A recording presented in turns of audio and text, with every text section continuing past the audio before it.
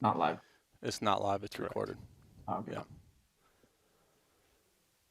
All right, Ken Roczen joining us on the show now. Kenny, thank you for taking the time to join us here on Race Day Live. Let's jump right into it. Obviously, sitting out these last two Supercrosses, kind of bring us up to speed on the decision to skip the last two and your injuries. Yeah, so obviously everybody knows I've been struggling with my shoulder and my ankle for quite some time. I hurt the ankle in the same crash as I did the shoulder, but wasn't really paying attention to it because as I crashed, it was hurting, but then literally a few minutes later, I was walking on it just fine. So it kind of fizzled out a little bit. Wasn't paying attention to my ankle because my shoulder was really what was the biggest problem, right? So then I didn't ride again for an entire week before even going to the next race. And then I did press day in Birmingham and realized that even putting my foot down, that something doesn't quite feel right. And the more I did that, the more I kept hurting it, right? So going from weekend to weekend, I think Seattle was one of the big ones where I kept tweaking it, and ultimately I tore my syndesmosis ligament, which is also called a high ankle sprain. And the problem with that, I thought the whole time that it was stable, but now that I think back, just the way it feels now, it feels worse now after I injured it on this Wednesday. But I thought it was stable, but every time I would put my foot down, I couldn't resist the external rotation on my ankle and on my toe. You know, it just kind of flopped that way. So that tells me that it probably wasn't quite, even though I had it taped up, it wasn't quite stable the whole time. But I rode some motocross on Wednesday. You know, obviously I've been hanging on by a thread here these last few weeks, but I really wanted to close this championship out and finish third. You know, it was really important to me. But unfortunately on Wednesday, I did end up deciding to ride a little bit of motocross because I've ridden Supercross, you know, week in, week out for quite some time. And it actually, you know, thought it was going to help me out as motocross helps out Supercross a lot. And I ended up going around a sand roller section and it really ripped my leg off the foot peg. There's really nothing that I could have done. It was just one of those things. And I twisted that bad ankle again, like a lot worse. The pain stuck around for longer. And I kind of knew that it was probably going to be worse. I got MRIs right away. And we ended up, finding out that my ligament is definitely still completely torn, but it is unstable. So even if I did want to race right now, with how floppy and loose it feels, I don't think it is in my cards. And I have to get surgery now, or else it's not quite, I can have problems down the road. So at this point, it just really isn't in my cards anymore to keep racing, even though I wanted to. I feel bad for the fans that have signed up. Obviously, they're going to see some great battles, and I really wanted to be there, but and right now, it's unfortunate how the season turned out. And Ken, injuries aside, we've seen you start seasons very strong before in the past, but I feel like something was different this year. You were able to kind of maintain kind of your intensity level. I felt like you were more consistent throughout the year. Do you have anything that you attribute that to? Anything you changed, or just a good year? Honestly, the biggest thing that I changed was just the mental side of things.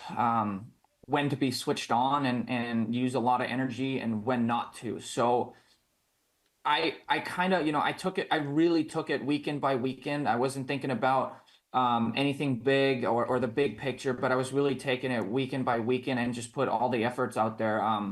Obviously I haven't been the fastest by any means, but then when the race time comes, I always seem to figure it out and be up there. So unfortunately, with this accident, again, it looks like, the second half of the season, Kenny's just not there, which it bums me out a little bit because I did feel like I was in a different position and I hung in there. And honestly, until about, I don't know, the last 2 weekends really haven't been good. But before that, if Tampa wouldn't have happened with that incident, I would have been pretty dang close in the points. So it kind of fakes the outlook a little bit, but I'm going to hold my head high because I'm not going to stamp this as a bad season for me. This was just unfortunate. I'm going to hold on to all the good races that I've done. I was on the podium a lot, even got a win. And I felt like I would have been there all the way.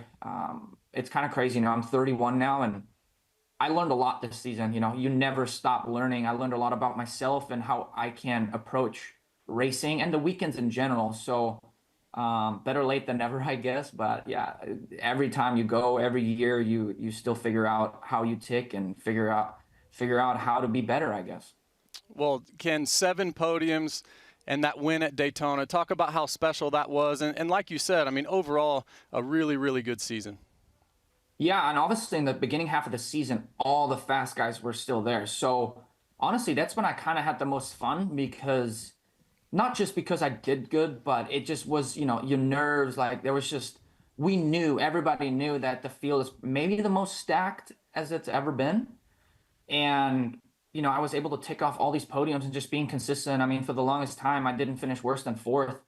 And then of course heading into Daytona, like everything just felt right. We did some bike changes that helped me out a lot, and then being able to tick off, I think we said it before. I think I've gone there 11 times to Daytona and never, I finished on the podium like maybe twice, and never was able to pull off the win. But this year, so that was a huge accomplishment for us. Unfortunately, with that win came kind of like my downfall as well because like Indy wasn't the best weekend for me. But after that, I just got hurt and everything kind of started fizzling out a little bit, which was a bummer. But again, I'm holding on to the first part of the season, and I'm not gonna let these last few weeks define me. And when I get back to it, when it comes to the training side of things and riding, I'm gonna think about what I did in the first part of the season when I was really good, and that's gonna be, I guess, my standard, and I'm gonna try and build on that. And Ken, last question for you here. How does this injury affect your plans going forward? Are we going to see you at some pro motocross races? Are we going to go just try to get ready for the playoffs? Where are we at with that? Yeah, there's a very good possibility. Obviously, again, I'm cutting it 2 races short. So I think a gate drop or 2 before heading into SMX is definitely a good idea. And the good part is that if I get into surgery, I still have to check some boxes, get another opinion as well. But I want to make sure that I pick the right guy and pick somebody that works with athletes, right? So then once surgery is done, I have about 8 weeks of recovery time, meaning I think at 8 weeks is maybe when I can start riding, and maybe even earlier. I tend to heal pretty fast. So we'll go from there. But even with that 8-week period, the guys won't even be that long into motocross yet. So I should have plenty of time to get ready, ride moto. And, hopefully I think the last 3 rounds is Ironman, Unadilla, and Butts Creek. So I think 1, if not 2 of those last 3 races, I think I'm going to come to. And also looking at the overall picture for SMX, that's where I can score the most points compared to Supercross. Like if I were to go to Denver right now and, finish 10th or, I don't know where I would finish. I also don't get that many points. So at least with an outdoor race, I can actually gain more points and hopefully maybe put myself in a better position for the SMX championship. But for right now, obviously focuses on recovery, and the actual procedure I think isn't really that crazy. But 8 weeks of recovery time. But in the meantime, I should be able to work on myself, get back into the fitness side of things. And I still have a shoulder to deal with. Like I haven't been able to do any gym sessions as of recently. So I'm definitely losing some strength because it's been quite a few weeks, and I got to keep an eye on that as well, right? So it is healing well though. And I think with just having a couple of weeks, 2-3 weeks of really letting my body rest, instead of like aggravating it every weekend and really pushing it to its limits, because you go 2 steps forward during the week and then you take, another 2 or 3 back during the weekend just from pissing it off over and over and over. So hopefully with just a little bit of rest, that everything will feel a lot better, and then I can get back to it. Yeah, that'd be awesome to see you at a couple pro motocross races before the playoffs start. But last thing for you, Ken, we've talked about it all season, but this St. Jude bike giveaway, fans can go and donate and win your race bike. Like, for real, your race bike? This is really cool. Yeah, it's unreal. We have done that over the last year or 2, and we were able to raise quite a bit of money for the kids at St. Jude, which feels great personally, internally. But this year we've taken it to a whole nother level. I mean, we are at about $157,000 that we have raised so far, which is it's a massive deal. Our goal is to get to 200,000. I hope we can get there. It would be a dream come true. It feels good, but we have already raised so much money, so it's a win-win either way. Yeah, absolutely. Ken, thank you so much for your time. Get healed up, and hope to see you on the track soon. Have a great weekend. Thank you. Yeah, I'm sorry I can't be there, but we will be back. You know it. We've been in this position many, many times, and yeah, now it's time to focus on recovery and come back. All the best, my friend. Thanks, Ken. Thank you.